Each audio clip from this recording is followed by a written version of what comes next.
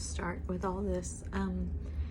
So for like my whole life, we've been going to the Frio River, specifically Concan in the Hill Country area here in Texas.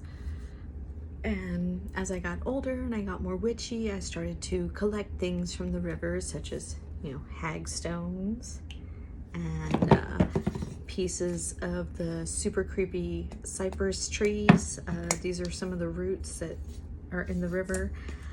They super freak me out, but rivers themselves, they're known to be good for workings that involve like moving on or banishing things that you want, gone from your life, growth, really, because rivers are like unstoppable. So if you're trying to do something and really make it happen, use river water, use a river to launch your spell. If you're not throwing a whole like jar into the river, obviously you're just throwing some dust in there, you might be okay. And I've also heard that river spirits are a whole other animal in and of themselves. They can be very vengeful, they can be manipulative, they can really mess with you if you don't respect them. So I always go out there, I give offerings, I pick up trash, I do what I can while I'm out there to respect the river and to be kind to the river, and hopefully everybody comes home safe, nobody gets hurt in the river, and all of that good stuff. Lately, I've been doing research because I posted on my Etsy some more hagstones and some of the cypress roots, and I'll be going to the river later on this summer in just a few weeks, and I'll be collecting other items as well that I find. There's sycamore trees out there, there's all kinds of stuff that I can get. But so I was doing research on the specific river that we go to, and I came across lore. And of course, when I think of Texas and the rivers around here, my mind automatically goes to La Llorona. And the story of her, the lover rejected her, so she killed the kids, and now she walks the river crying and looking for her lost children, and she'll take one of your kids if you aren't careful, especially if you're out there at night. All of that, folklore. And I mean, that used to really scare me because there's a whole ass creek that runs through the center of my town, but that's a different, whole other situation.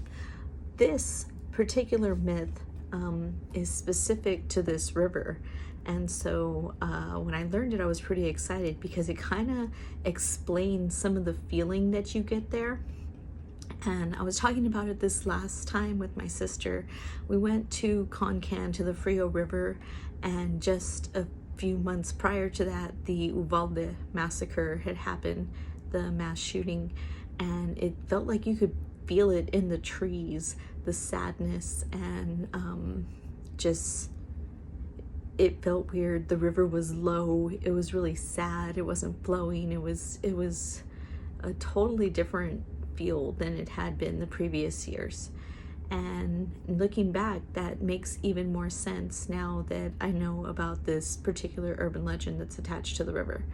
And so let me check and make sure I get this story right. Legend goes that there was a family that lived along the banks of the river, and they had two beautiful daughters.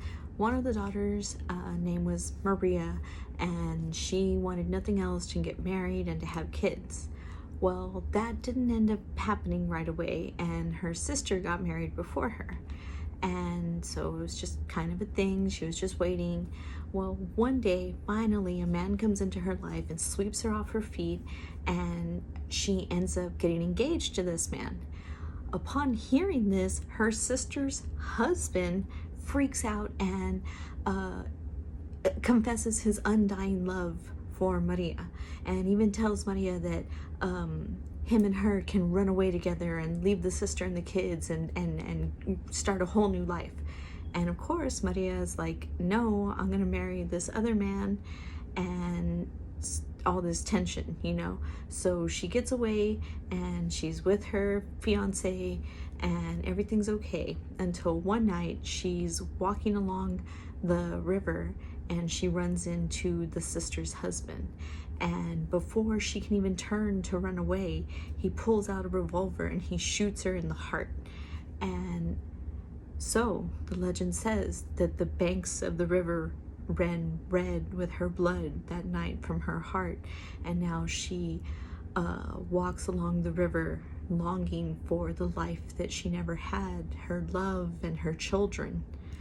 And so it's a really sad legend attached to the river, and it kind of explains some of the feel you get, especially from the big cypress trees and the roots, and just, I don't know if it's just me, but I feel a lot of it when I go out there. And yeah, it makes it even better because I typically use cypress as a banishing ingredient when I do spell work with it. And now to know that all of that is also infused into this river, along with the natural properties that this already has, makes it pretty cool. But I just wanted to share that little legend with you and that story that I learned. And I hope you all enjoyed, and this video didn't take too long.